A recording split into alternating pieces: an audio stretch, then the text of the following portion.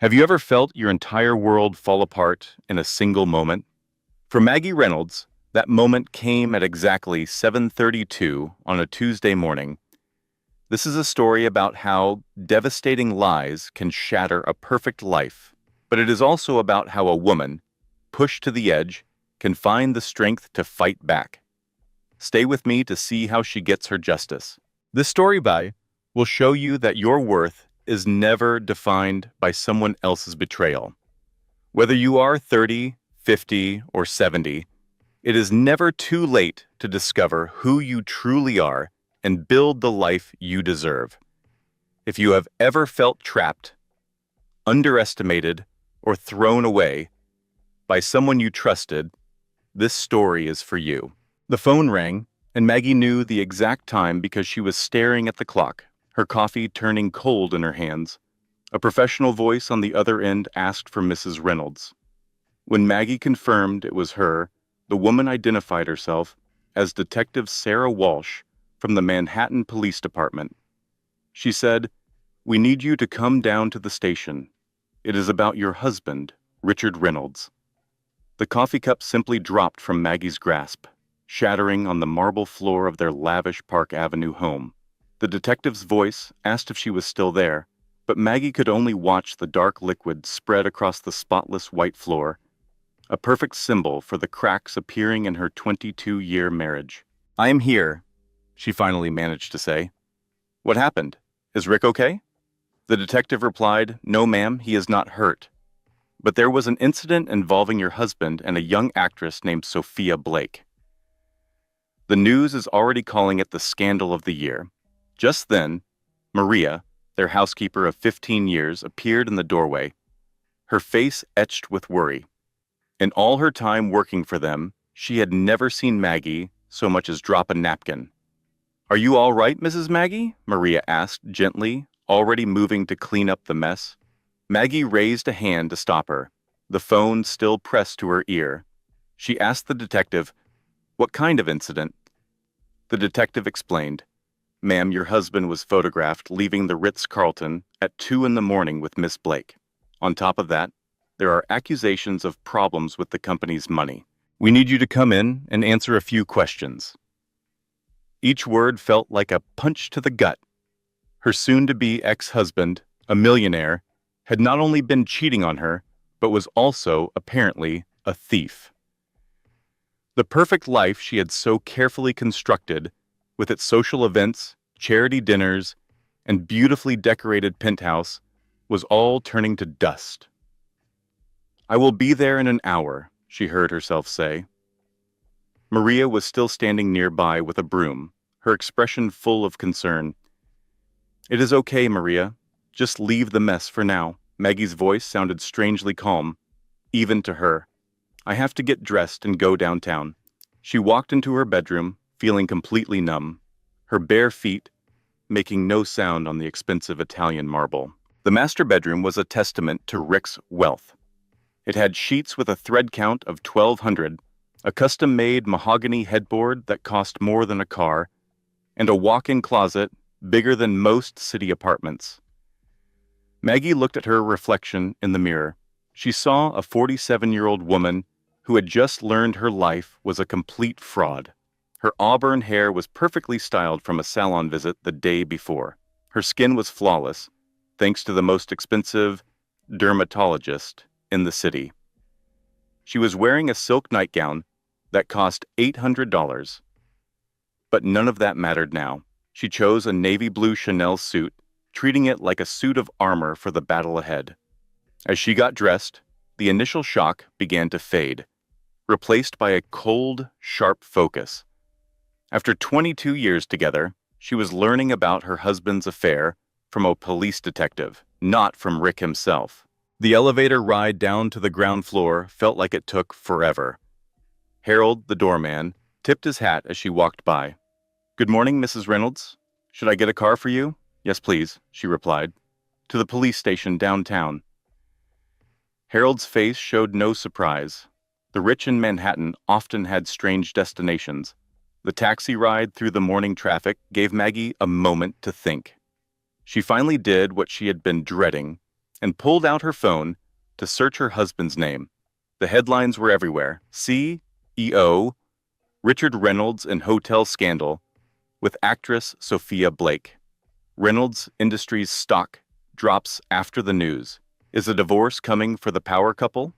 The pictures were impossible to deny.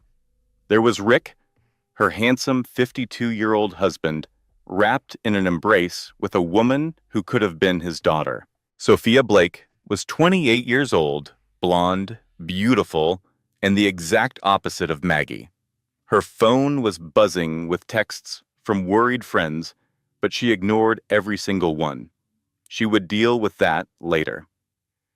The police station was a large granite building in Lower Manhattan, already swarmed by news vans and reporters. Maggie paid the cab driver and walked straight through the crowd, holding her head high. She ignored the questions being yelled at her and the flashing cameras. Mrs. Reynolds, did you know about the affair? Margaret, are you filing for divorce?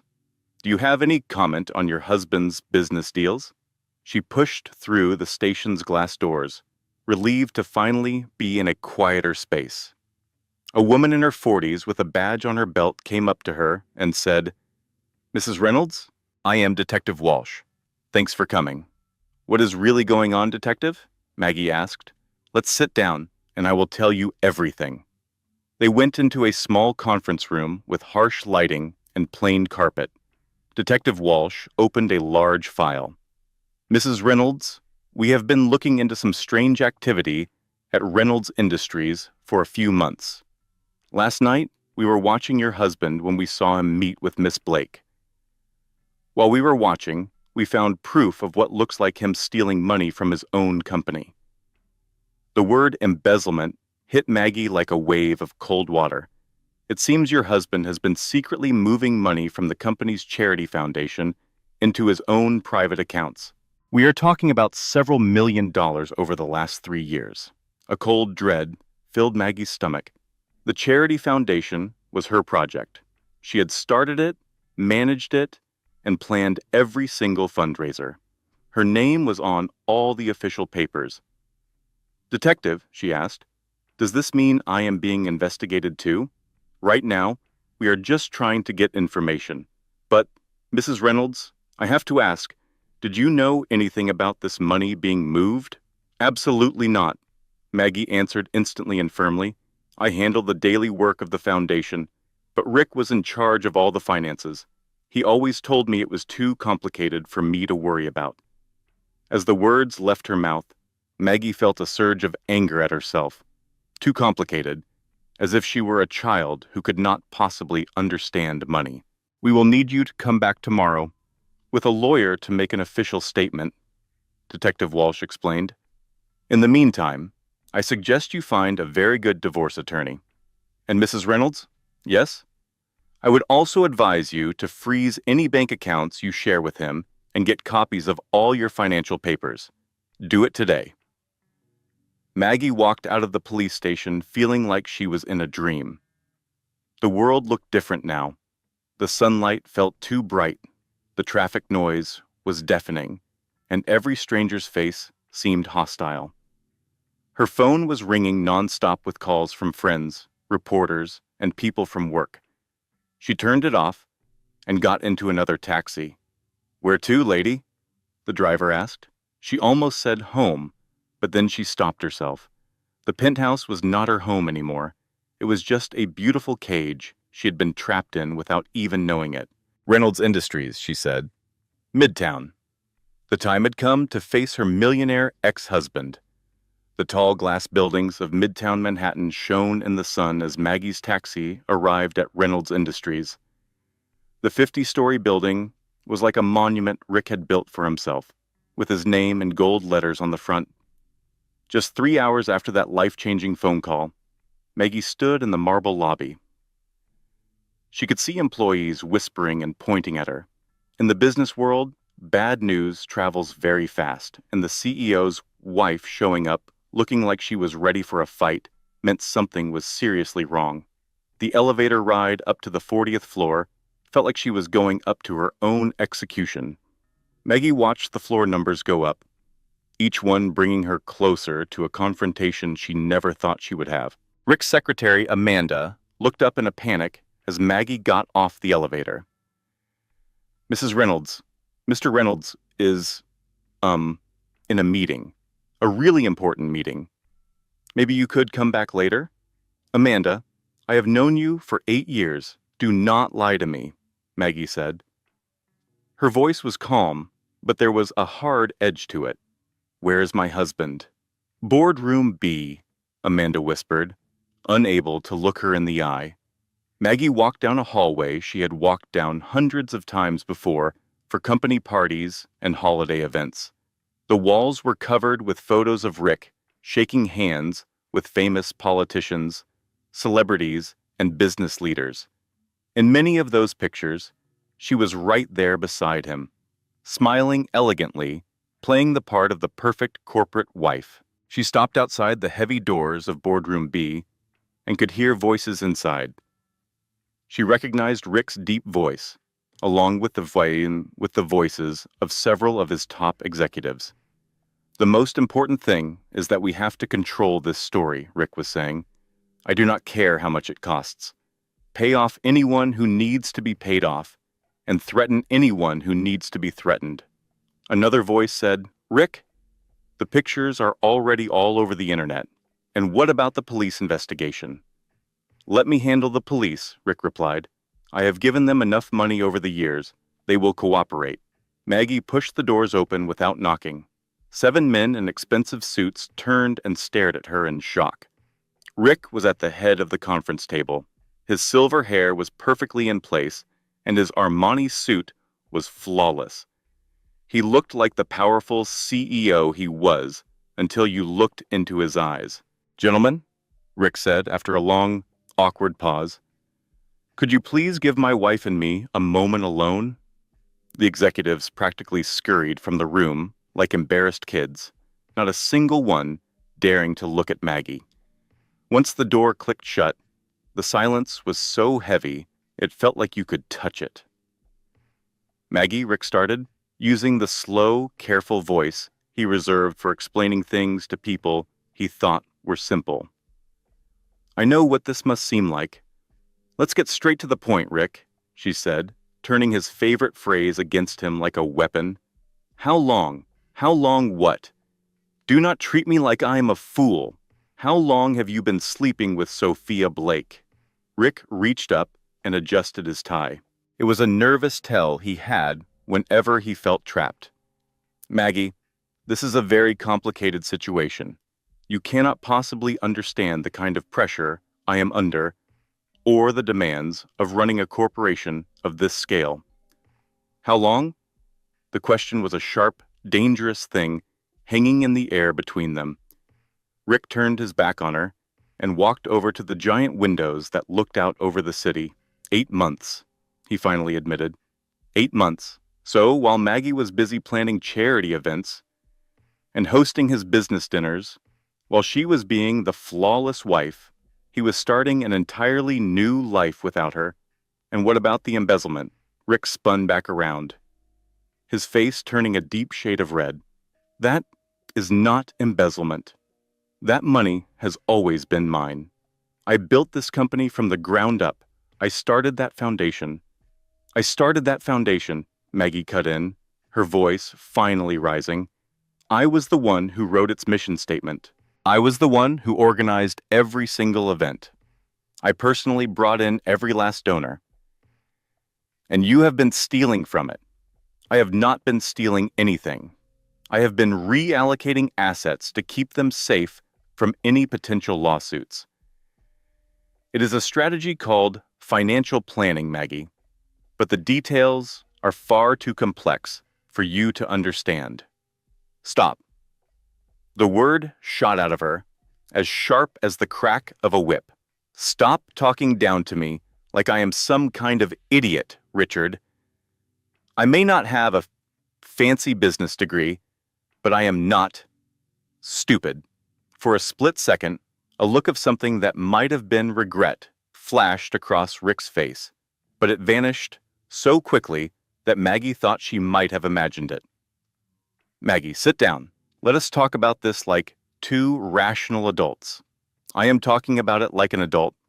You are the one who has been behaving like a spoiled teenager with a brand new credit card. She stayed on her feet, her knuckles white as she gripped the back of a leather chair. Tell me about Sophia. What about her? Is she pregnant? The silence stretched on, thick and uncomfortable. Rick's jaw clenched, and Maggie knew the answer before he even said a word. Yes. The single word struck her with the force of a physical punch. For 22 years of marriage, they had never been able to have children. It certainly was not because they did not try. They had poured a fortune into fertility doctors and endured endless years of tests and painful procedures and crushing disappointments. Rick had always insisted it did not matter, that their life together was perfect even without children. But it seemed it only did not matter when the children would have been with Maggie. How far along is she? 4 months. 4 months. Maggie quickly did the calculation in her head. Sophia Blake had become pregnant right around the time of Rick's 50th birthday party, the huge, elaborate party that Maggie had spent 3 long months planning for him. I want a divorce, Rick said abruptly, the words tumbling out of his mouth. Maggie, I am asking for a divorce. Sophia is pregnant, and I intend to marry her. And there it was. Her entire 22-year marriage was erased in just 2 sentences. I see. Maggie's voice was completely steady, but on the inside, she felt a deep crack form as the very last piece of her old life crumbled into dust. And you figured you would make this easier on me by stealing millions of dollars first? I have not stolen a single thing, Rick snapped back. Everything I have done is perfectly legal. And to be honest, Maggie, you ought to be grateful. Do you really think you would have any of this if it were not for me? He waved his hand around the luxurious boardroom. At the penthouse, the designer clothes, their entire lifestyle. You were a nobody when I met you. Just a secretary working in a law office. A paralegal, Maggie corrected him softly. Whatever. The point is that I made you who you are. I gave you a life that you could never have even dreamed of on your own. And now you are going to act like you have the right to tear down everything I have built just because I happened to fall in love with someone else. His words were like venom because they had just enough truth in them to really hurt. Maggie had been a paralegal when they first met, working long hours for very little pay and sharing a tiny studio apartment with a roommate. Rick had whisked her away into a world of wealth and privilege she had never known. But she had earned her spot in that world. She had been the ideal corporate wife, a charming hostess, and a dedicated charity organizer. She had pushed aside her own dreams for his and had wrapped her own identity entirely in his success. And now he was brushing all of that away as if she had been nothing more than a pretty, expensive object. You are right about one thing, Rick, she said at last. I might have been a nobody when you met me, but I am not a nobody now. What is that supposed to mean? It means you are about to learn exactly who the woman you have been married to for 22 years really is. She started walking towards the door, but then she paused. Oh, and Rick, you should probably give your attorney a call, because I'm about to call mine. She walked out of that boardroom with her head held high, leaving Rick standing all alone in the middle of the scattered paperwork of his collapsing empire. As the elevator descended, Maggie felt something she had not felt in many years. Freedom. It was terrifying, but it was also thrilling. Her phone showed 17 missed calls. She ignored every single one of them, except for a text from Janet Cooper, her best friend from college. It said, I saw the news. I am coming over with wine, tissues, and my lawyer's phone number. For the first time in what felt like forever. Maggie smiled. Later that evening, Maggie was sitting in Janet Cooper's brownstone in Brooklyn, comforted by the normal sounds of a family. She could hear teenagers arguing upstairs, a dog barking in the backyard, and the wonderful smell of something cooking in the kitchen. "Honey, listen to me," Janet said as she poured 2 very large glasses of red wine. "Men like Rick never change. Their bad habits just get more expensive." Janet was the complete opposite of Maggie. She was loud, had strong opinions, and was totally confident in who she was. They had been roommates in college and had stayed best friends through 2 decades of completely different lives.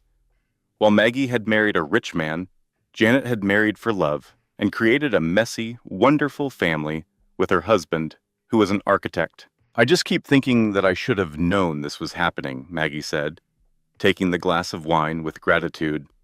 All of those nights, he said he was late at the office, and all the business trips that kept popping up over the last year. "Oh, stop it. The only thing you should have expected was a line of women trying to get with your rich husband, honey. You trusted him. That is what wives are supposed to do." Janet got comfortable in her favorite armchair, a beat-up piece of furniture that Rick would have hated. "The real question is, what are you going to do about it now? I have no idea. Today, when I stood up to him, I felt like a different person. But now," Maggie waved her hands around, feeling lost. "Who am I without him? I do not have a career. I do not have any of my own money." "Stop that right now," Janet said, her voice suddenly sharp. "You have been successfully running a multi-million-dollar charitable foundation for the last 10 years. You have organized fundraisers that brought in more money than some small countries make in an entire year. You can speak 3 languages, you have a master's degree, and you are one of the most intelligent people I have ever met.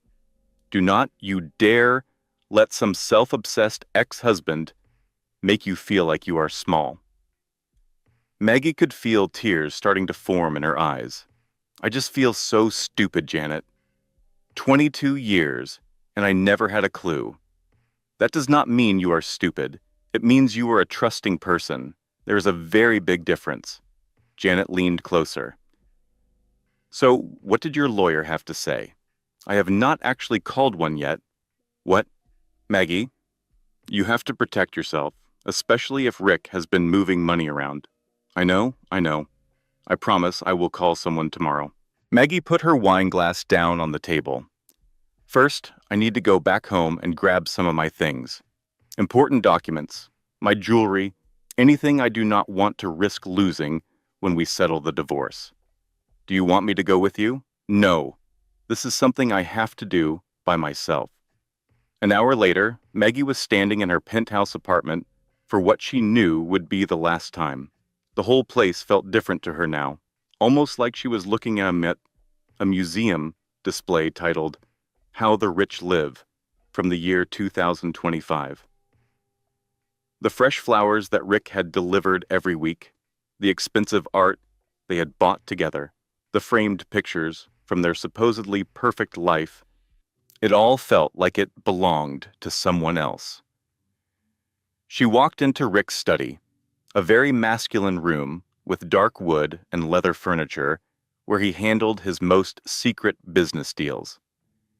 She had always been allowed in there, but she rarely ever stayed for long. It had always been Rick's private space. But now she looked around it with a new perspective, searching for his secrets. His desk was clean. There was nothing there. Rick was much too smart to leave any clues just lying around. But she knew there was a safe hidden behind a section of fake books on the bookshelf. And Maggie knew the combination because Rick had never thought to change it from their wedding anniversary. 05182003. The safe was much bigger than she remembered, and it was stuffed with papers she had never seen before. There were stock certificates, deeds to properties, and insurance policies. It was the entire paper history of their life together, all perfectly arranged in Rick's obsessive, neat way. And at the very bottom of the stack of papers, she found something that made her whole body start to shake. Adoption papers that had her name on them. Margaret Sarah Harrison, born on May 18th, 1978, adopted by James and Linda Morrison on September 3rd, 1978. Maggie just stared at the document, her head spinning. She had known her whole life that she was adopted. The Morrisons had told her as soon as she was old enough to understand, but she had never been told her birth name or anything at all about her biological parents. The papers said her birth father was a man named William Harrison from Dallas, Texas. His age at the time of her birth was 25. His occupation was listed as oil industry. In the margin, there was a phone number written by hand with a note in Rick's neat writing that said, "For emergency contact only." Maggie's hands trembled as she took out her phone and typed William Harrison Dallas Oil into Google. The search results that appeared on the screen made her collapse into Rick's big leather chair. William Harrison was not just a guy in the oil industry, he was the oil industry in Texas. Harrison Petroleum stood as one of the biggest private oil companies in the nation, with a value estimated at $8 billion. According to her research, its founder, William Harrison, had been looking for his daughter for more than 40 years. "Well, I'll be," Maggie murmured, using a phrase her adoptive dad always used when something took him by surprise. She took photos of every single document inside the safe before placing them all back in their exact original positions. However, she held on to the adoption paperwork and the phone number. Making a final pass through the penthouse, Maggie grabbed a small suitcase and filled it with her essential belongings. Just as she shut the bedroom closet door, her phone vibrated with a message from a number she did not recognize. It read, "I saw the news about your husband. If you want the real story about what he has been up to, meet me at Cafe Luna tomorrow at 10 a.m. Come by yourself." Maggie just stared at the text for a long moment before she deleted it. She had dealt with enough truth for one day. But as she walked out of the penthouse, she felt a deep, fundamental shift inside her. For the first time in 22 years, she was no longer Richard Reynolds' wife. She was the daughter of Margaret Harrison, a fact that could change her entire world. When she got back to Janet's place, she laid the adoption papers out for her friend. "Holy crap, Maggie," Janet said, her eyes wide as she looked at the papers. "Do you have any idea what this means?" "It means I could have a family I never even knew existed. It means you might have 8 billion reasons to stop worrying about whatever settlement Rick offers." Maggie glanced at the phone number one more time. The next day she would face a choice: call a total stranger who could be her father, or she could keep trying to piece together a life that was already shattered.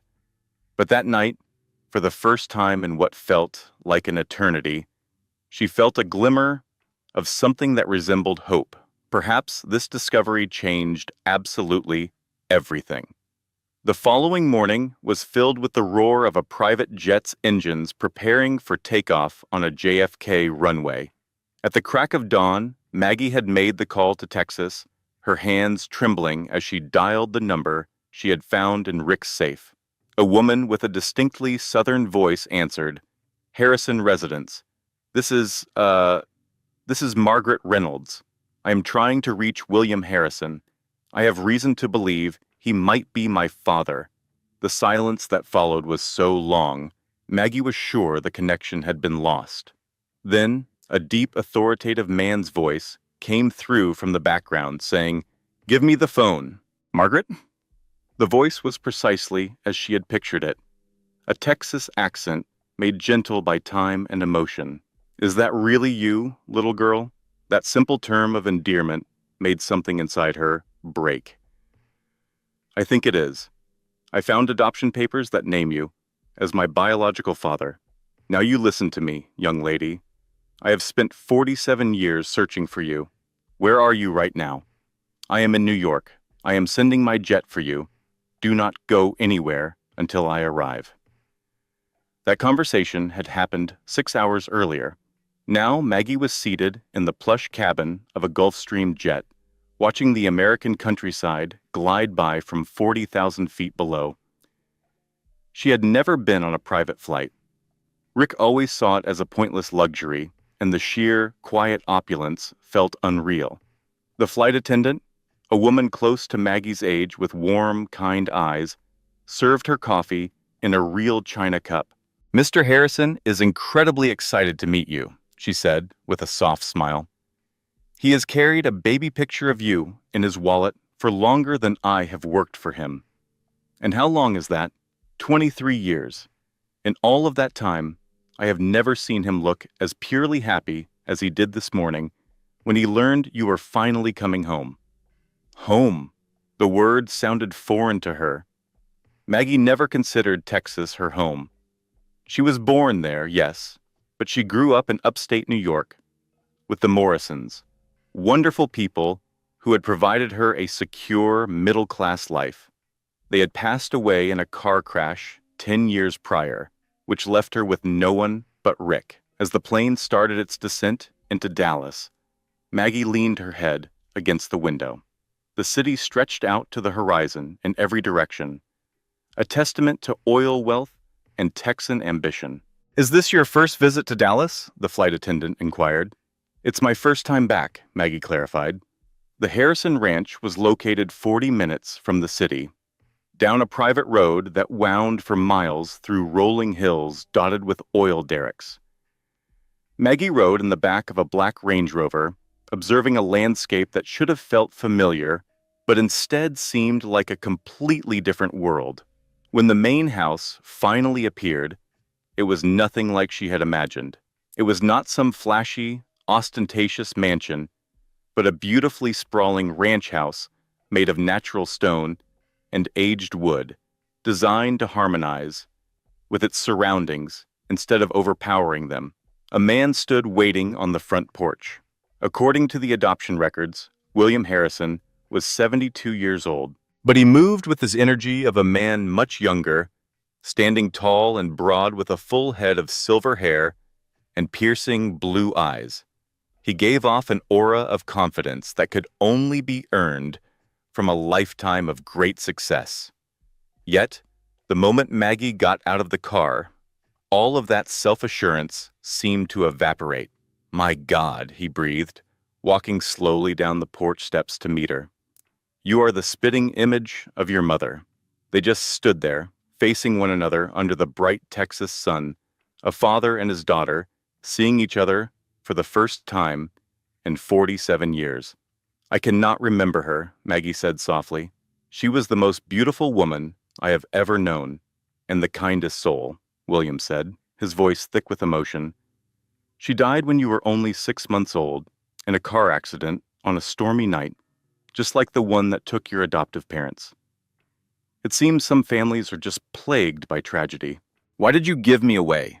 The question hung in the air between them, sharp as a blade. William pointed to the chairs on the porch. "Sit with me, and I will tell you everything." They found their places in cozy rocking chairs that looked out over the ranch. Far off, horses could be seen grazing in lush, green fields. "I was 25 when you were born," William started, his voice falling into a rhythm like a man telling a tale he had practiced in his mind for many years. "I was young, foolish, and completely terrified of being a father. Your mother's name was Sarah. She was only 22 years old. We were not married, which was a much bigger scandal back then than it is today." He paused, looking out toward the distant horizon.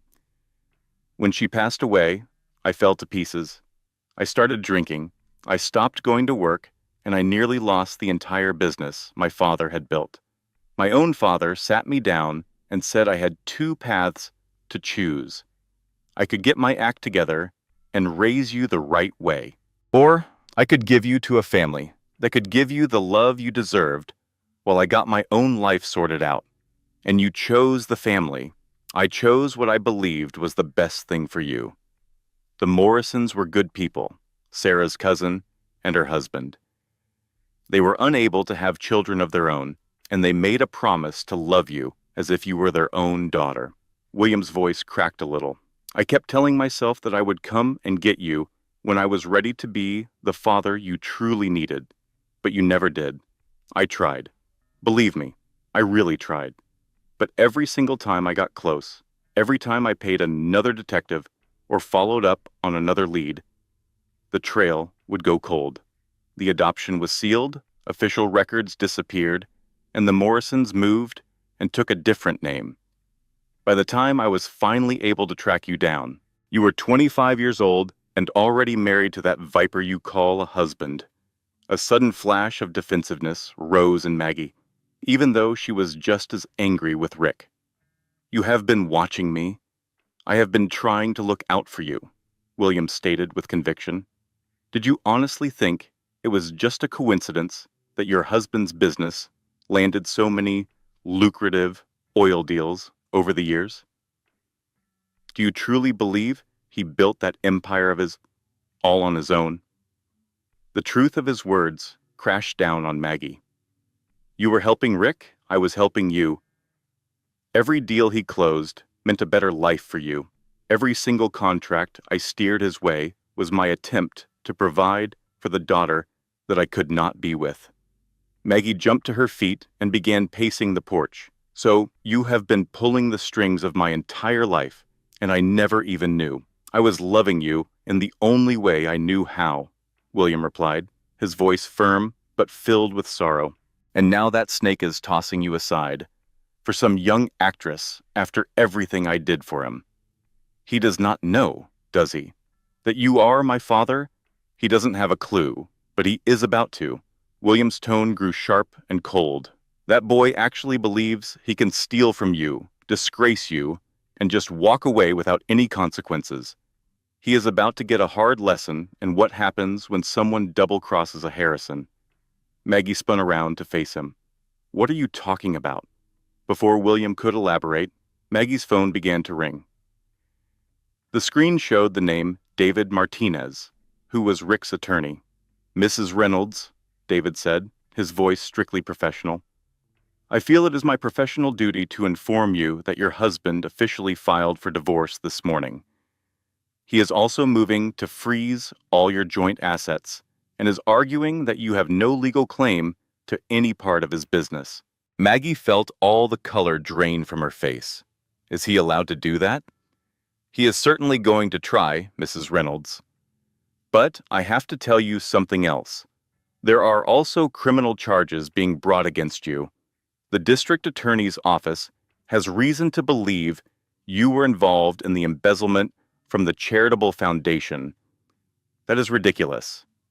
I had absolutely nothing to do with that. I know that, and you know that, but the evidence they have is starting to point directly at you. I am afraid your husband is framing you to take the blame for his own crimes. The phone suddenly felt like it weighed a ton in Maggie's hand. What do I do? You need to hire the best criminal defense lawyer you can find, and you need to do it immediately. Maggie ended the call and looked up at William, who had heard every single word. Now you listen to me, young lady, he said, his voice filled with determination. William stood up slowly, his movements deliberate, as a powerful decision settled within him. That snake really thinks he can ruin my daughter and just walk away. He has no idea he just made the last and biggest mistake of his life. What are you planning to do? William's smile was grim, and for the very first time, Maggie saw the same iron will in him that she had in herself. Sweetheart, you are about to witness what true power actually looks like. At the same time, back in Manhattan, the news was exploding on every station across the city. This is Channel 7 News, reporting at noon. I am live outside Reynolds Industries, where our sources indicate that the divorce between Chief Executive Officer Richard Reynolds and his wife, Margaret, has taken a shocking new direction. Federal authorities are now looking into claims of embezzlement from the Reynolds Family Foundation, a charity that has collected over $50 million for children's charities. in the last 10 years. The reporter, a woman with sharp eyes and a red business suit, was standing before the massive glass towers of the city's heart. A stream of employees walked by behind her as she spoke. What makes this situation so stunning is that Mrs. Reynolds, the very person who established and ran the charity, is now under investigation as a possible partner in the theft of money intended for children in need. In the meantime, her husband has very openly started a new relationship with the actress Sophia Blake, who is said to be carrying his child. Inside her brownstone home in Brooklyn, Janet Cooper was busy answering phone calls, her anger growing with each one. "No comment, you parasites," she yelled into the phone, before slamming it down on the third journalist to call in just 10 minutes. These people are like sharks that have smelled blood in the water. Her daughter Emma, a teenager, came into the kitchen with a worried look on her face. "Mom, why are there news trucks parked on our street?" "Because some people are fools who believe they can destroy another person's life for their own amusement," Janet answered, pouring an especially large amount of coffee into her mug. The phone started ringing again. Janet looked at the number on the screen, and her angry expression softened. "Maggie, thank heavens." "Where are you right now?" "I am in Texas." Maggie's voice was crisp and clear, despite the long distance. "Janet, they are attempting to frame me for the money Rick stole." "I know, sweetie. It is being reported all over the news. But Maggie, there is something more that you have to know. I have been receiving calls from reporters since this morning, and they are investigating everything about you, your past, your adoptive family, and even your time in college. What are they discovering? Nothing terrible, but they are raising questions about how a paralegal managed to marry a millionaire. They are attempting to make you look like some sort of fortune hunter." From the other end of the phone line, Maggie felt that old, familiar anger rising inside her. "Let them investigate. They are about to discover that I am not nearly as weak as they believe." "What is that supposed to mean?" "It means I am no longer just Richard Reynolds' discarded wife. I am William Harrison's daughter." Janet almost let the phone fall from her hand. "The famous oil tycoon? Maggie, are you being serious?"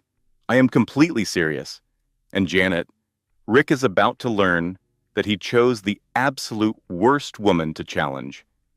While Maggie was in Texas, learning about her real family, the media frenzy back in New York had grown into a full-blown hurricane. Outside the Park Avenue luxury apartment, journalists had established a small, ongoing camp, with all of their cameras aimed at the building's grand entryway. Rick had locked himself away in his office, turning down all calls and lashing out at anyone who dared to come near him. The pressure was starting to show. His normally perfect hair was a mess, his necktie was crooked, and he had deep, dark circles under his eyes. "Sir," Amanda said as she knocked softly on his office door, "Miss Blake is waiting to see you." "Let her in," Rick ordered, without lifting his eyes from the legal papers spread all over his desk. Sophia Blake entered the room with the dramatic flair of an actress making her grand entrance. Even 4 months pregnant, she was breathtaking, with her golden hair and striking figure, dressed in a designer outfit that likely cost more than what most people earned in a month. "Darling," she said in a soft voice, taking a seat in the chair opposite his desk, "you look absolutely awful." "It has been a very challenging day," Rick answered sharply. "The press will not give us a moment of peace. My attorneys are informing me that the criminal probe is much more serious than we initially believed, and Maggie has, apparently, vanished." "Vanished? What do you mean she vanished?" "I mean that she is not picking up her phone, she is not at her friend's house in Brooklyn, and the security team at the penthouse reports she has not returned since yesterday." Rick finally looked up at Sophia. This is not unfolding the way I planned. Sophia casually inspected her perfectly shaped fingernails. Sweetheart, I warned you that abandoning your wife during a criminal investigation was poor timing. You should have waited until these legal issues were settled. I could not wait. You're pregnant with our child. The press had already discovered our relationship, and I had to control the narrative, Rick explained, rubbing his temples. Anyway, what is Maggie gonna do? She is just a housewife without any of her own money or any connections other than the ones I provided her. Perhaps, but a desperate housewife can be a very dangerous woman, my dear, especially one who knows where all your secrets are hidden. Rick's phone vibrated with a new text message from a number he did not recognize. He read it, and his blood pressure shot up instantly. Your husband does not realize the full extent of what he has done. If you want to help him before it is too late, meet me at Cafe Luna at 8 o'clock tonight, a friend of Maggie's. What is that? Sophia inquired, noticing the change in his face. It is nothing, just more journalists trying to get a comment. Rick deleted the text, but a strange feeling about it lingered. Who would say they were Maggie's friend and also offer to help him? On the other side of town, the person who sent that mysterious text was in a different office, making a completely different phone call. Mr. Harrison? This is David Martinez, Mrs. Reynolds' attorney. I believe it is time for us to talk about your daughter's circumstances. William Harrison's voice boomed through the phone like a powerful winter gale. Mr. Martinez, I have been expecting someone to contact me. Exactly how much danger is my little girl in? More than she currently knows, sir. Her husband has been extremely careful in creating a situation where she will take the blame for his illegal activities. However, with your resources combined with my knowledge of this case, I am confident we can reverse the situation on him. What do you need from me? For the time being, I just need you to be patient. Mrs. Reynolds has to come back to New York to confront this situation directly. But when she arrives, I want to be certain that she possesses every possible advantage we can provide her. Money is not an issue. This is not about money, Mr. Harrison. This is about power. And your daughter is about to find out that she possesses more of both than she ever knew. As the evening sun dipped below the Manhattan skyline, the components of a much larger strategy were beginning to align. Rick was convinced he had all the winning cards, but he was about to learn that other players had been in this game for much longer than he had been. And tomorrow, with Maggie's return to New York, the true fight was set to start. The very next Monday, Maggie entered the most exclusive law firm in all of Manhattan. The sound of her heels clicking with assurance on marble floors that were more impressive than anything in Rick's entire building. The private jet had flown her back to New York earlier that morning, but she was arriving as an entirely new person. The one who had run away in a state of shock just a few days earlier was gone. The offices of Whitman, Sterling, and Associates took up a full floor of a skyscraper on Park Avenue, and their waiting area was adorned with original paintings and leather seating that spoke of immense wealth and established power. Mrs. Reynolds, a receptionist with a formal British accent, greeted her with a smile. Mr. Whitman is prepared for your meeting now. Charles Whitman was precisely the man Maggie had envisioned, around 70 years old, with silver hair and dressed in a suit that was likely more expensive than a typical person's car. Yet, his handshake was strong, and his eyes were incredibly sharp and intelligent. Mrs. Reynolds, please have a seat. I have been looking over the details of your case with considerable interest. His office had a view of Central Park through windows that stretched from the floor to the ceiling, filling the room with bright sunlight. The walls were lined with law books, and diplomas from Harvard and Yale were displayed in modest frames. Mr. Whitman, I have to know exactly what it is I am up against, Maggie stated. as she sat down in a leather chair that was probably worth more than her first automobile. "Let me be very clear, Mrs. Reynolds. Your husband has set up a complex financial scheme to steal millions of dollars from your charity foundation, all while making it look like you were the one who planned it all." Whitman opened a large file. "He has been funneling funds through accounts overseas, fabricating documents, and getting ready to assert that you were the person who had both the access and the reason to do it. But that is not what happened. Of course, it is not what happened, but the false proof he has assembled is extremely persuasive. He has been organizing this for a minimum of 2 years, Mrs. Reynolds. This was not an impulsive act, but a carefully planned scheme to ruin you both, financially and legally, while ensuring he remained safe." Maggie felt a cold dread settle deep in her stomach. How much money are we actually discussing? Somewhere around $12 million over a period of 3 years. That figure seemed to hang in the space between them like a guilty verdict. $12 million, an amount that could put her in prison for the rest of her days. However, Whitman went on, and a slight change in his voice caused Maggie to look at him with sudden attention. "There have been some fascinating new developments that significantly alter the circumstances." "Really? What sort of developments?" "Well, to begin with, let us talk about your prenuptial agreement. You did sign one, did you not?" "Yes, but Rick's legal team drafted it. It essentially states that I receive nothing if we get divorced. In a normal situation, that would be the case. However, a special clause in the contract makes the entire agreement invalid if your husband is involved in adultery or any criminal acts. Seeing as Mr. Reynolds is guilty on both counts, that prenup is now worthless paper." Maggie felt a glimmer of hope. "So, that means I am entitled to half of his assets?" "Actually, Mrs. Reynolds, you are entitled to much more than half." A smile spread across Whitman's face, the kind a shark gives when it smells blood in the water. "You see, there is a detail about your own financial standing that your husband knows nothing about. I do not have a financial standing. Everything is under his name. Mrs. Reynolds, do you know the company Harrison Petroleum?" The question came out of nowhere.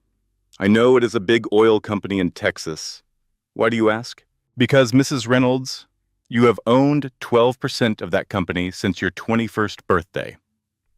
The statement struck her with the force of a physical impact. "That is not possible. For over 25 years, your birth father, William Harrison, has been transferring stock into your name.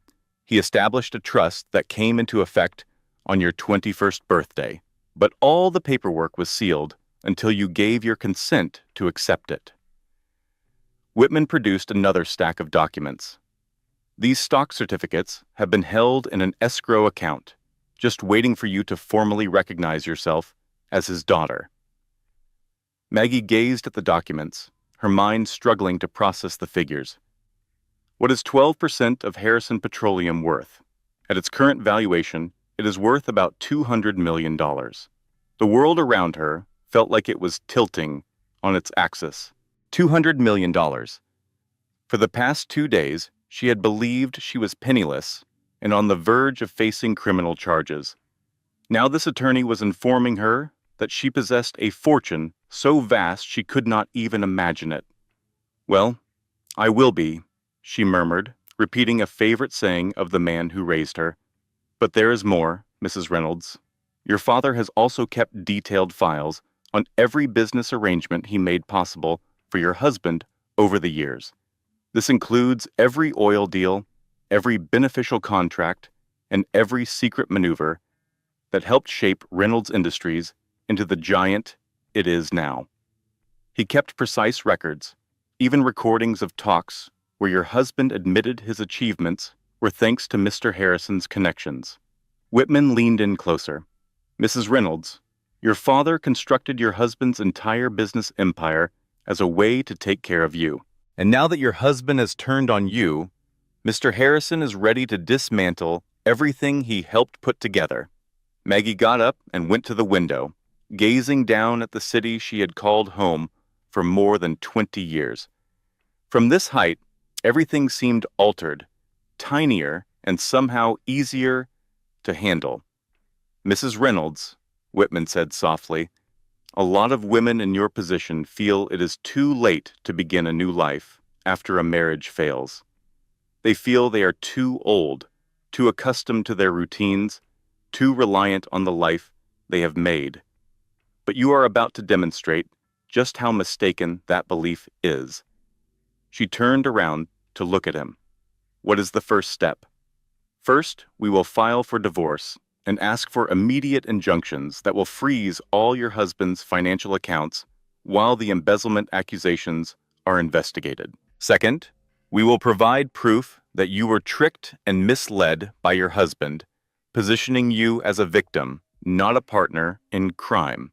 Third, we will disclose your actual financial status, signaling that you have the means to continue this fight indefinitely. And fourth, Whitman's smile was that of a hunter.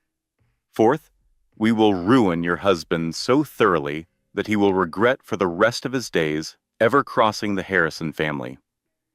Maggie felt a change deep within her, a new, unyielding resolve she never knew she had. Mr. Whitman, I just have one question, yes? How soon can we start? Does tomorrow morning work for you? Perfect. Walking out of the law firm, Maggie understood that for the very first time as an adult, she was the one in control. Rick believed they were in a chess match where he was the king.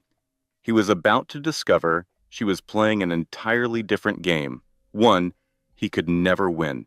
Later that night, Maggie stood in the penthouse, aware it was for the final time, hearing the city's hum far below. The apartment that once felt like a royal suite now felt more like a gallery, stunning, costly, and utterly lacking in real warmth. Her friend, Janet, was helping her pack, gently cushioning the small number of personal belongings Maggie chose to take. I just cannot get over it, Janet remarked, setting a frame picture of Maggie's adoptive parents into a cushioned box. $200 million, sweetie. Do you have any idea you are wealthier than some entire countries? It has not sunk in yet, Maggie confessed, glancing around the master bedroom one last time. Just 24 hours ago, I was convinced I was about to lose it all.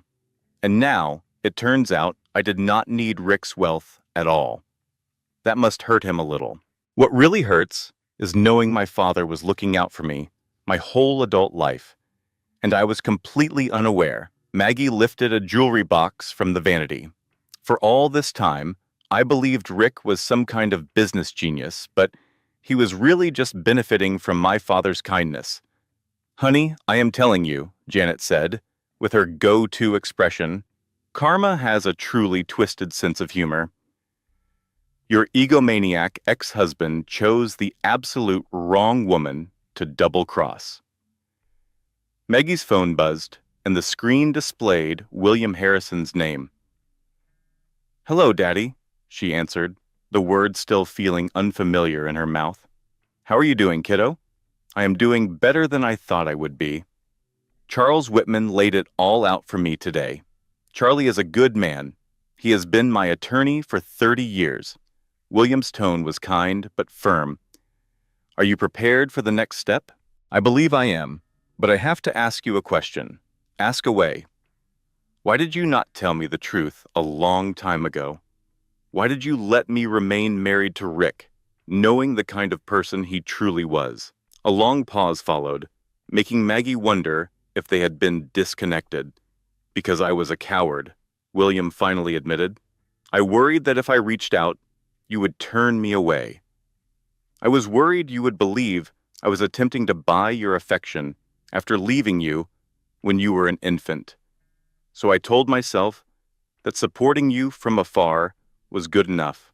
And now I see that I have squandered 47 years in fear when I could have been building a relationship with my daughter. I do not want to lose another minute. Tears welled up in Maggie's eyes. I do not either. Good, because tomorrow we will teach that snake what happens when you cross a Harrison woman. After ending the call, Maggie began making a series of calculated phone calls. Her first call was to the society journalist from the New York Post, who had been trying to get in touch with her for days. This is Margaret Reynolds. I believe you have been trying to call me, Mrs. Reynolds. Thanks for getting back to me. We are very interested in hearing your perspective on your husband's affair and the fraud allegations. I will give you an exclusive, Maggie cut in, on the condition that you print precisely what I tell you, and you print it exactly when I say so. Well, that is not typically how we operate. Would you prefer the scoop of the year, or do you want to continue pursuing dead-end leads that will be irrelevant by this time next week?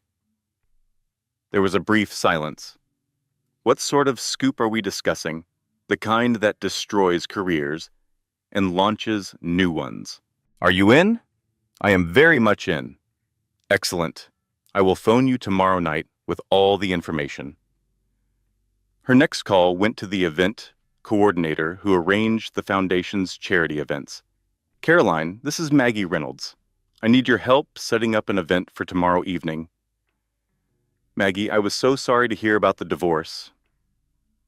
Are you okay? I am more than okay. I need you to arrange a small get-together for about 50 people, our usual guest list, but please ensure Richard and Sophia Blake receive invitations. Are you positive that is a good idea, considering the current situation? Caroline, I need you to trust me. Also, be sure to let everyone know I will be making a significant announcement regarding the Foundation's future. Her last call was to David Martinez, Rick's attorney, who had also been attempting to contact her. Mr. Martinez, this is Margaret Reynolds. I believe you wanted to speak with me. Mrs. Reynolds, thank you for returning my call. I was hoping to talk about a potential plea deal concerning the embezzlement allegations. I have no interest in a plea deal. Mrs. Reynolds, I would urge you to think about your choices very carefully. The case against you is strong, and the district attorney is proposing a rather lenient arrangement. Mr. Martinez, allow me to save us both some trouble. I will not be pleading guilty to offenses I did not commit just to shield my husband from the fallout of his own actions. Mrs. Reynolds, I do not believe you grasp how serious this is for you. I grasp it completely. The question is, do you grasp how serious it is for you? I am sorry, I do not understand what you mean. You will find out tomorrow. Good night, Mr. Martinez. Just as Maggie was finishing up with her personal things, her phone vibrated with a text from Rick. Maggie, we have to talk. This has all gone way too far. Please call me. She looked at his text for a while before replying, You are right, Richard. This has gone too far. We can talk tomorrow at the plaza. Be there by yourself. His reply was instant. What is happening at the plaza? Your day of reckoning. Janet glanced up from the box she was filling. Are you certain you are prepared for all this? Janet, for 22 years, I played the part of the ideal executive's wife. I was always courteous, encouraging, and agreeable. I allowed people to think less of me because it was simpler than standing up for myself.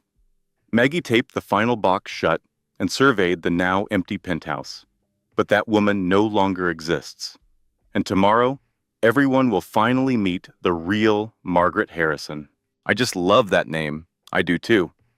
As they stepped out of the penthouse, Maggie felt a wave of relief she had not anticipated. She was not just ending a marriage.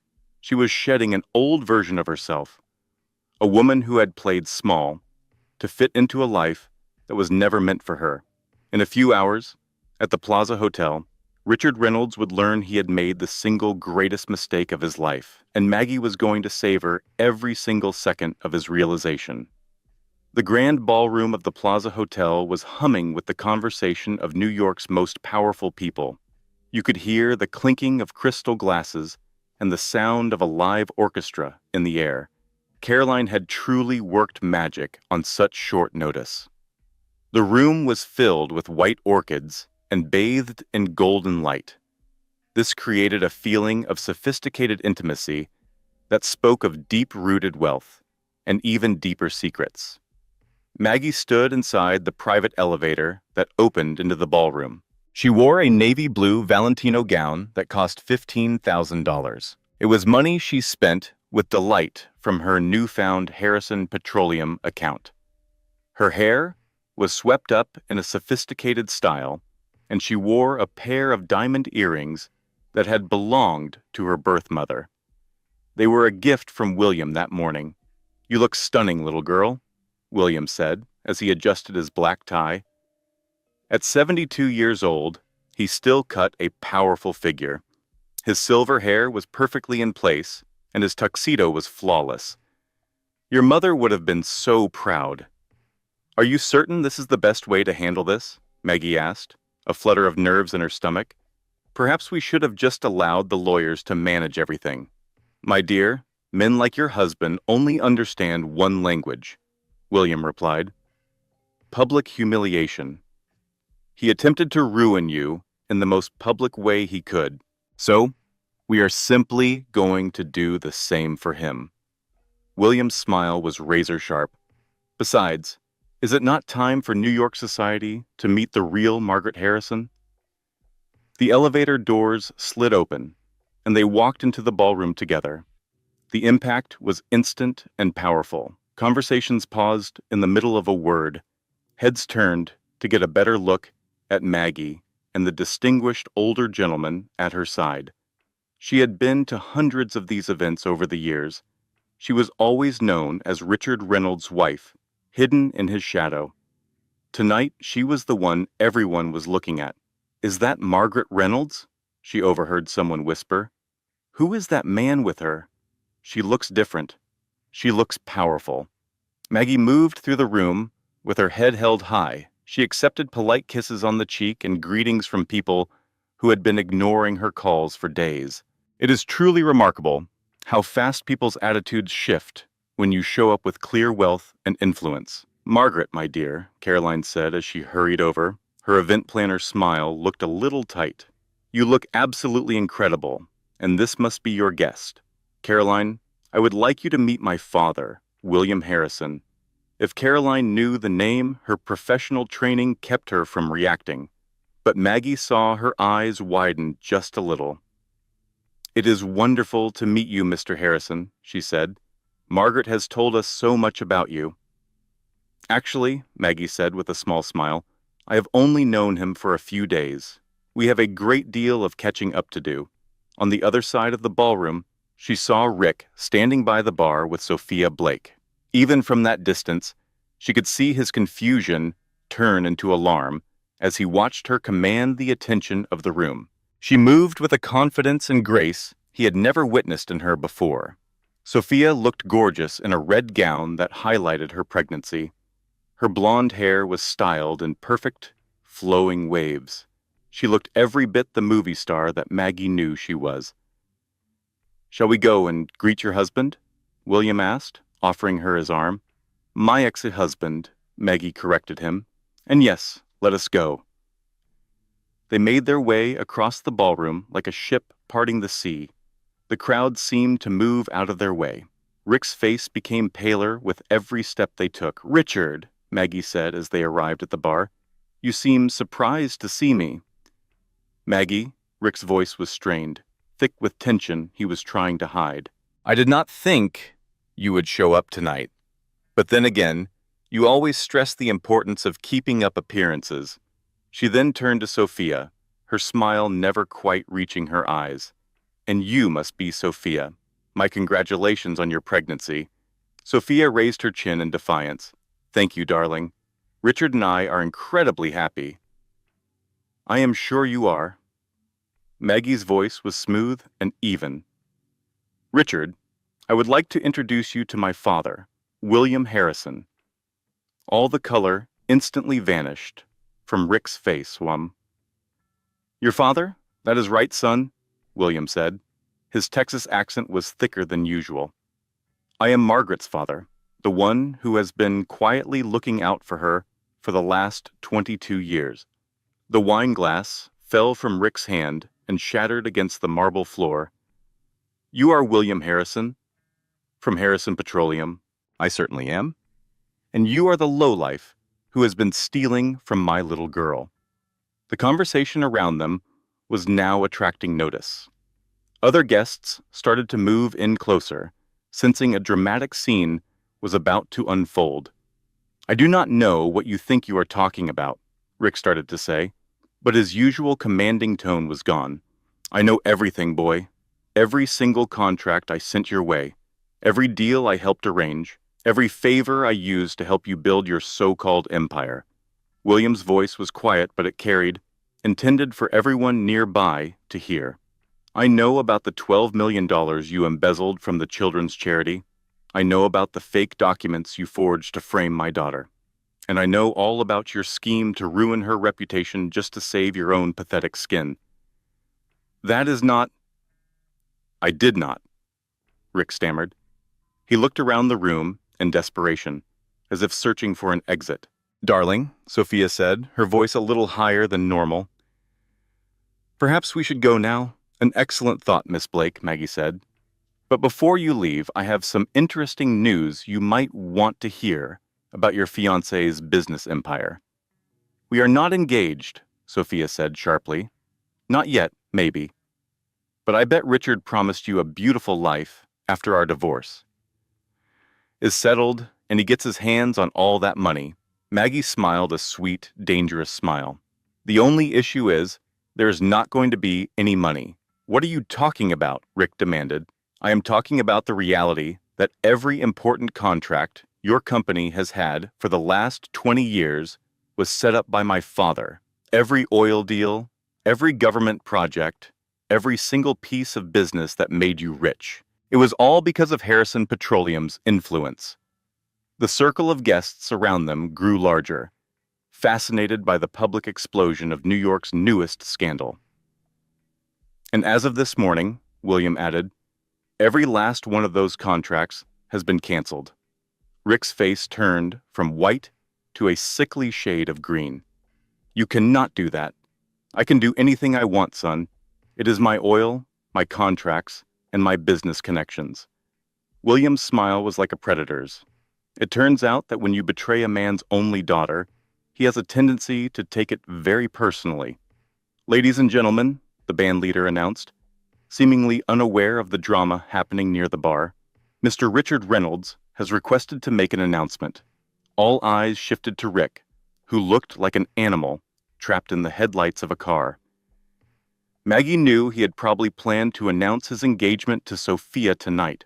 He likely thought it was the ideal way to seal his victory over the wife he had thrown away. Go on, darling, Sophia whispered with urgency. Tell them about us.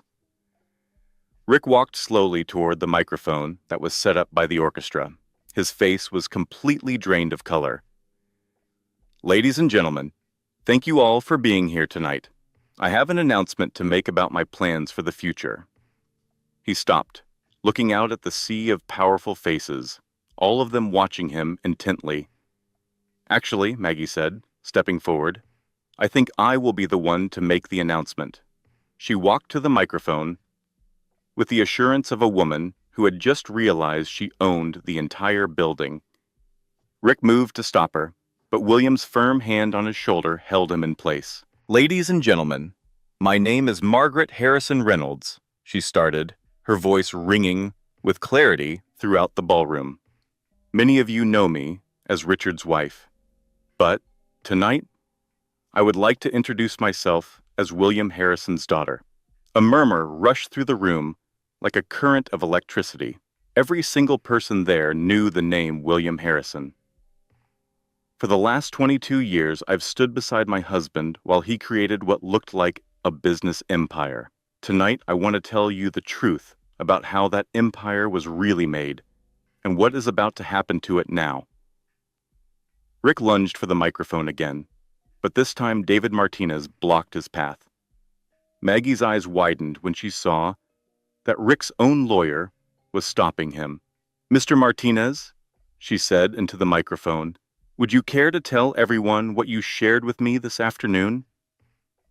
David Martinez stepped up, his professional calm completely unshaken by the chaos. Ladies and gentlemen, as of this afternoon, Mr. Richard Reynolds is under a federal indictment for embezzlement, fraud, and conspiracy. The charges are a result of his theft of over $12 million from the Reynolds Family Foundation.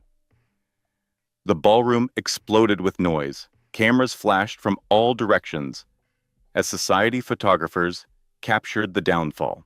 Rick just stood there, completely frozen, as the world he had built with such care crumbled into dust around him. Furthermore, Martinez continued, Mrs. Reynolds has been completely cleared of all charges. She is now officially considered a victim of Mr. Reynolds' criminal activities. This is unbelievable, Sophia Blake said. Her acting skills finally surfaced as she understood she had to get away from the train wreck. Darling, I knew nothing about any of this. I simply cannot be involved with criminal behavior. With a final glance back, she turned and left, her red dress a vivid splash of color that vanished into the crowd. Rick watched her disappear with the hollow look of a man seeing his last chance slip away forever. Maggie's voice cut cleanly through the noise. Richard, she said, you wanted to know what happens when a man trades 22 years of marriage for a younger woman? Rick turned to her, his face a mask of defeat. You learn that you were never worthy of what you had to begin with. Just as the police arrived to escort Rick from the ballroom, Maggie stood at the microphone, savoring a feeling she had never known. The sweet satisfaction of justice, perfectly served. William stepped up to the microphone beside his daughter and said, Now if everyone would please listen, I would like to introduce you to the new president of the Harrison Foundation for Women's Empowerment, my daughter, Margaret Harrison. A wave of thunderous applause filled the room, but Maggie barely registered it. Her eyes were fixed on Rick being led away in handcuffs, realizing that some chapters in life do not just end, they are completely rewritten. The ballroom descended into chaos, yet a strange sense of peace settled over Maggie as she approached the microphone. Cameras flashed like bursts of lightning, reporters swarmed forward shouting questions, and New York's high society buzzed, thrilled to have a front-row seat to the scandal of the decade. Ladies and gentlemen, Maggie said, her voice slicing through the clamor, if you could give me your attention for just a few more moments. The room fell silent. They were captivated by the calm composure of a woman who should have been falling apart, but was instead glowing with quiet power. 22 years ago, I married Richard Reynolds because I loved him, she began. I truly believed in the man I thought he was. Tonight, I need you all to see the man he actually is. She motioned to David Martinez, who came forward holding a briefcase full of documents. Mr. Martinez, would you be so kind as to tell everyone what we found when we looked into the financial records of Reynolds Industries? With the focused precision of a man who had long prepared for this moment, David Martinez opened his briefcase. Ladies and gentlemen, our audit has uncovered that Mr. Reynolds has been methodically stealing money from the Reynolds Family Foundation for more than 3 years. More disturbing, he fabricated documents to make it look as though his wife was the person behind the entire scheme. A collective gasp swept through the crowd. Financial crimes were one thing, but setting up your own spouse was a shocking new low. The evidence is absolutely overwhelming, Martinez went on. We found forged signatures on bank transfers, emails sent from Mrs. Reynolds' computer after Mr. Reynolds accessed it, and even fake meeting notes where Mrs. Reynolds supposedly approved the transactions. Standing between two police officers, Rick tried to yell over the noise. That is not true. Maggie was aware of everything. She signed those papers. I signed blank pages you claimed were for insurance policies. Maggie's voice was firm as it carried through the microphone. I put my trust in my husband of 22 years when he asked me to sign papers for our family's financial security. The digital forensic evidence is very clear, Martinez added. Mr. Reynolds used his administrative privileges on his wife's email to send approval messages that she never composed. He even scheduled them to send while Mrs. Reynolds was at public charity functions, which created alibis for her while making it seem like she was conducting illegal business. But why? A voice called out from the audience. Why would Richard want to destroy his own wife? William Harrison moved to stand beside his daughter at the microphone, because he needed someone to take the fall for his crimes, and he believed my daughter was an easy target he could sacrifice. His voice boomed with the authority of a lifetime of power and influence. What he did not realize was that Margaret is far stronger than he ever gave her credit for. And he certainly did not know that she had a father who has been watching over her from a distance for 22 years. A reporter shouted, "Mr. Harrison! Can you tell us more about your connection to Mr. Reynolds' business empire?" "I would be happy to." William's smile was as sharp as a knife. For the last 2 decades, every significant contract that Reynolds Industries has secured was thanks to my influence. Every oil agreement, every government project, every business partnership that made Richard Reynolds a wealthy man, I made it all happen. A murmur spread through the room like a ripple in water. The implication was clear to everyone. I built that man's entire fortune as a way to provide for my daughter, who I could not claim because of sealed adoption records. I sent business his way. I opened doors for him, and I made him richer than he ever dreamed. All to ensure my daughter would live a comfortable life. The color drained from Rick's face, leaving it a sickly gray. "You are lying. I built my company on my own." "Son, you could not talk your way out of a parking ticket without my assistance," William cut in. "I have recordings of every phone call we have had for years, paperwork for every favor I pulled for you, and witnesses for every deal I brokered on your behalf." He took out a small digital recorder and hit the play button. Rick's voice, unmistakably desperate, echoed through the ballroom. "Bill, I really need you to speak with Senator Morrison about that pipeline deal. Without your backing, Reynolds Industries has no shot at the contract. You know I am completely reliant on your connections for these government jobs." William stopped the recording and said, "That conversation happened 3 years ago.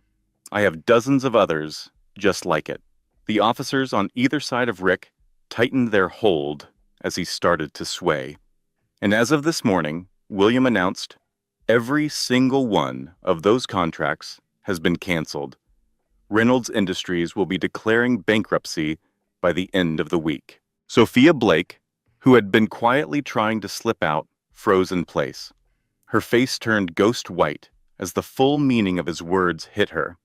On top of that, Martinez chimed in, "The criminal probe has widened. We have found proof that Mr. Reynolds was also engaged in tax evasion, securities fraud, and laundering money through offshore bank accounts. Federal prosecutors believe he will face somewhere between 20 to 30 years in prison," Williams said, with deep satisfaction, "assuming he is found guilty on all charges, which seems very likely based on this evidence." Rick finally managed to speak. "These are all lies. You are destroying me because you hate that I fell in love with someone else." "No, Richard," Maggie said, stepping back to the microphone. "You destroyed yourself when you decided it was okay to steal money from charities for children. You destroyed yourself when you decided to frame me for your own crimes, and you destroyed yourself when you completely underestimated the woman you were married to for 22 years. She paused, her gaze sweeping over the crowd of faces that had made up her social world for decades. "I want every person in this room to understand something important. For 22 years, I was led to believe I was nothing without my husband. I thought his success was my safety. His approval defined my value, and his love was my entire identity. Her voice gained strength with every sentence. Tonight, I discovered I am the daughter of one of the most powerful men in the country. I learned that I am worth more money than I could ever have imagined. But the most important lesson is that my value has absolutely nothing to do with any man's opinion of me. The applause that followed was loud, heartfelt, and long. These people knew strength when they saw it, and they were watching the emergence of a new force in their social circles. The Harrison Foundation for Women's Empowerment will now be focused on helping women over 50 who are embarking on new journeys in their lives, Maggie went on. Whether they are escaping bad marriages, launching new careers, or just learning to see their own worth after a lifetime of putting others first. "What will happen to Mr. Reynolds' company?" a reporter shouted. "What about it?" William shot back. "It is worthless now that my contracts are gone, and it is toxic because of his criminal activity. I will be amazed if his creditors do not sell off every last asset within 60 days. Rick was led out in handcuffs, his entire empire collapsing behind him like a sandcastle against the tide. As the police guided him through the parting crowd, Maggie heard him say one final thing. "You will never be happy without me, Maggie. You are nothing without me."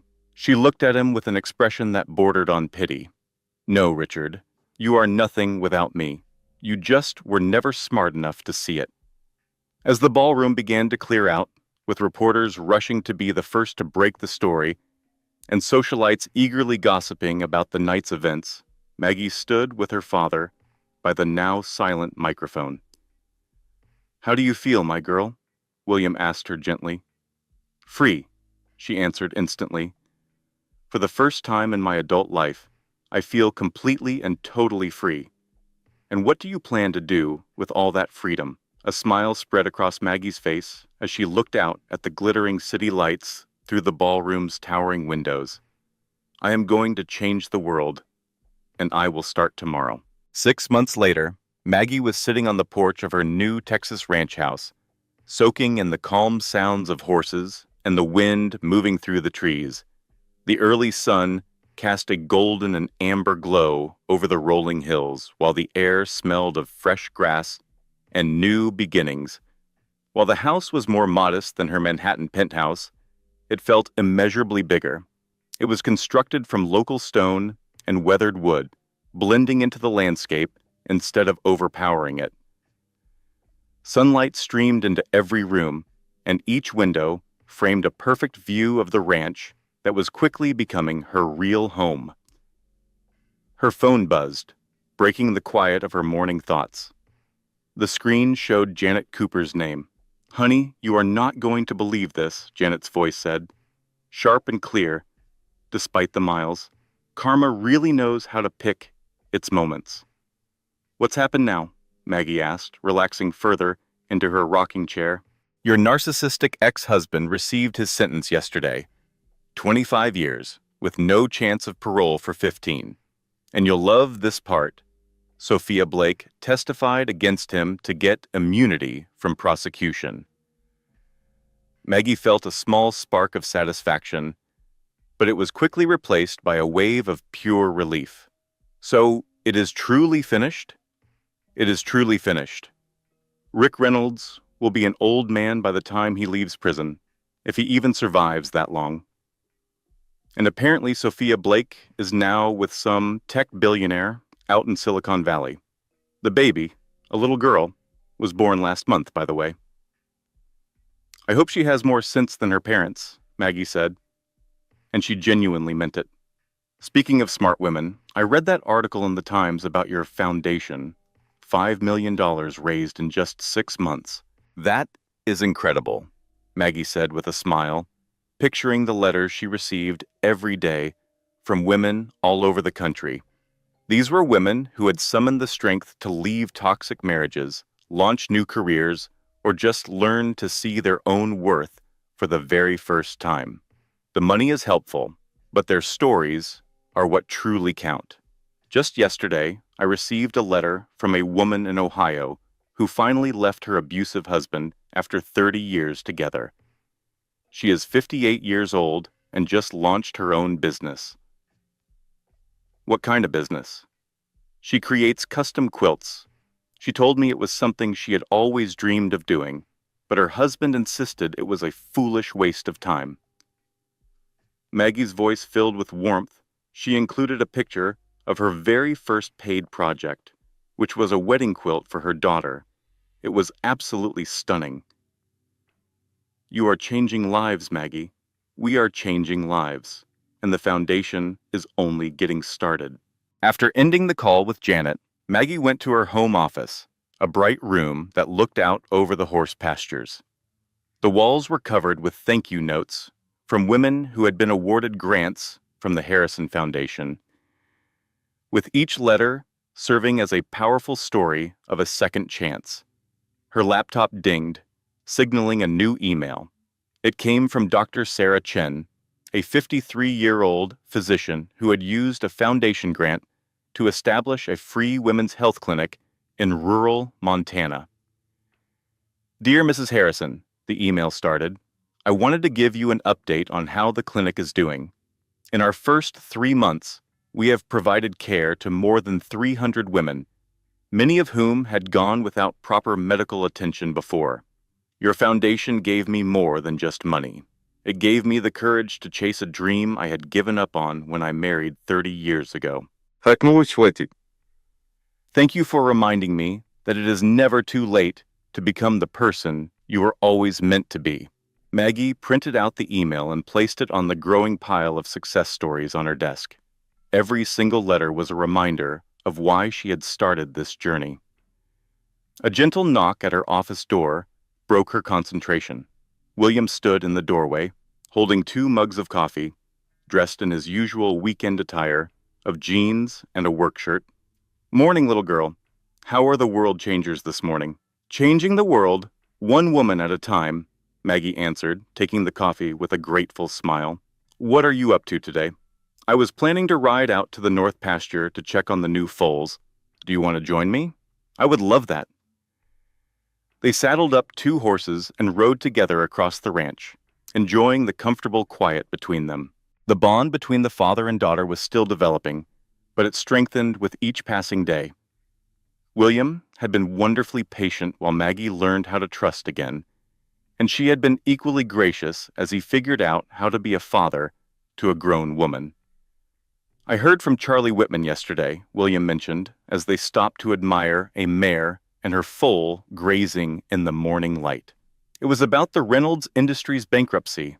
The final liquidation is complete. The creditors managed to get back about 30 cents on the dollar.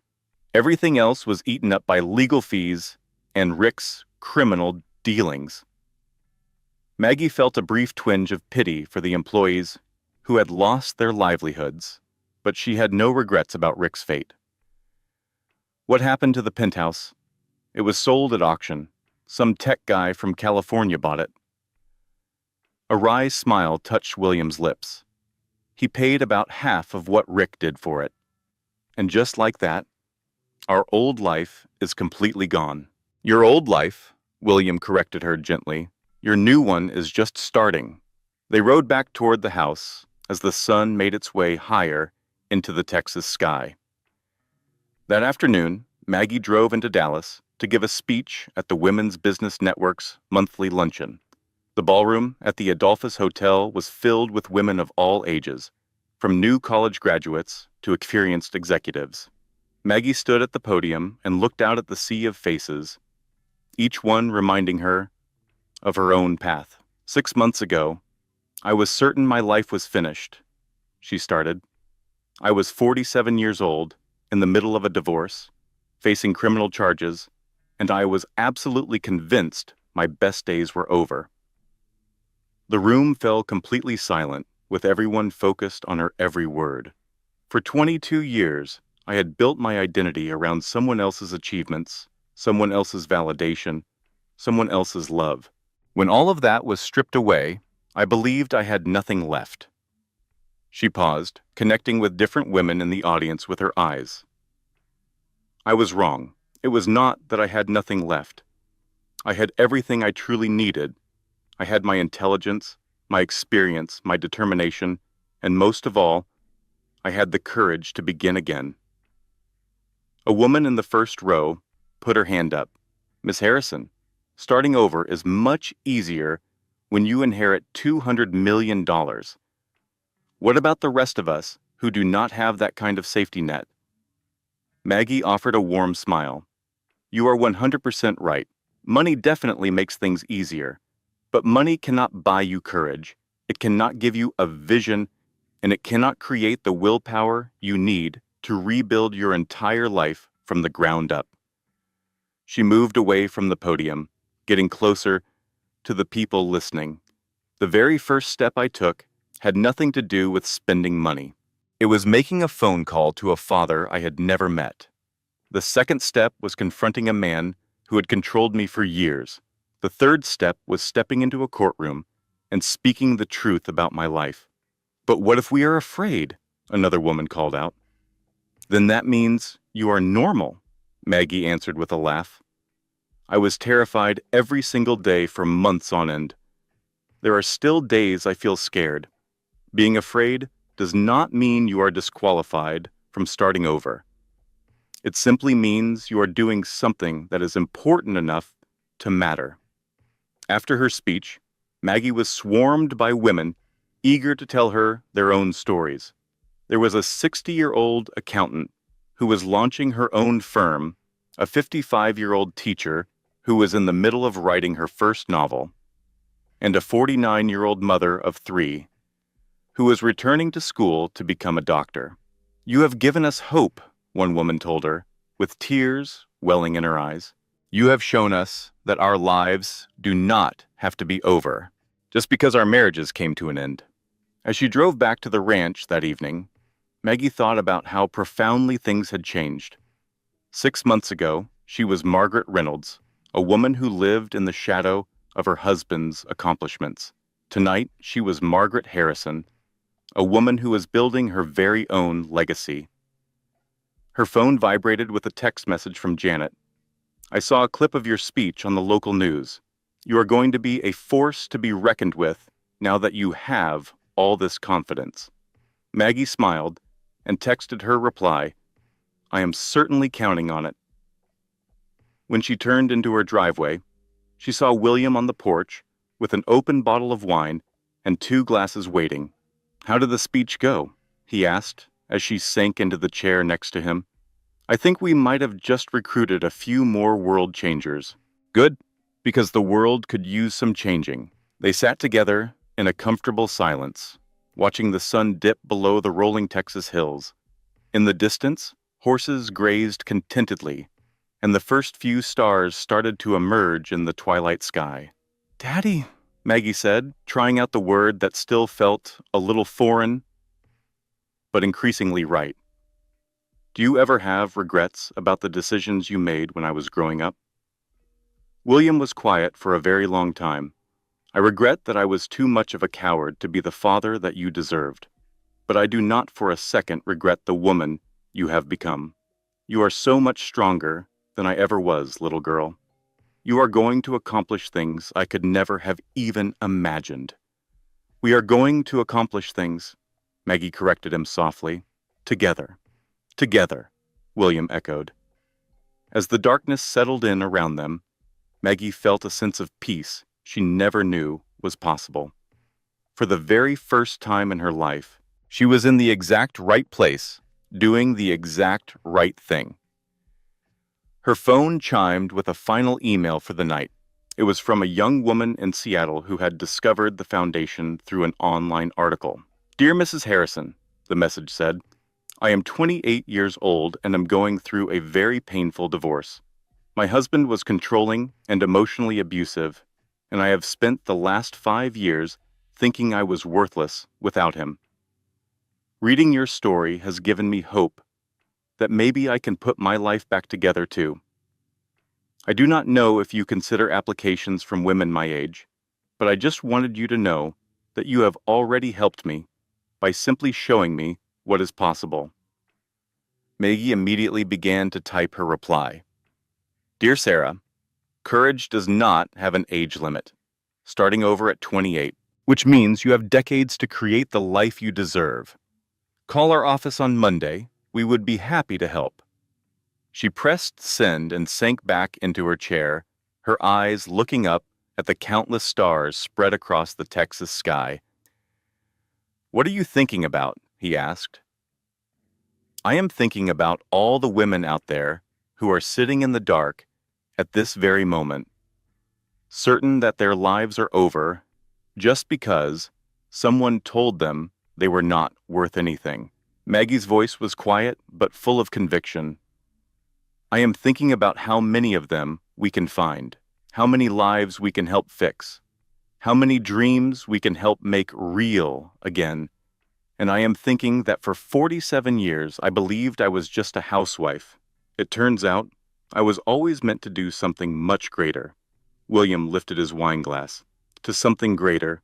To new beginnings," Maggie said, tapping her glass against his. As they relaxed together on the porch of the ranch house, wrapped in the quiet sounds of the Texas night, Maggie understood something important. Sometimes the very best part of your life story begins right after someone else decides to end your chapter. She had found out that financial security after 50 was truly possible, that women helping other women could make miracles happen, and that a new start in the middle of life could change a victim into a winner. More than anything, she had learned that it is never too late to figure out who you are really meant to be. The stars twinkled down on Margaret Harrison, an oil heiress, the president of a foundation, and the perfect example that the best way to get back at someone is to live an incredible life. Her journey was just getting started. If Maggie's story touched your heart or reminded you of your own strength, please hit that like button and share this with someone who needs to hear it today. Drop a comment below telling me what part of her journey inspired you the most. And if you have not subscribed yet, join our community so you never miss another story of courage and transformation. This content was carefully researched, crafted, and manually edited by our team to bring you meaningful lessons and inspiration. Thank you for staying until the end.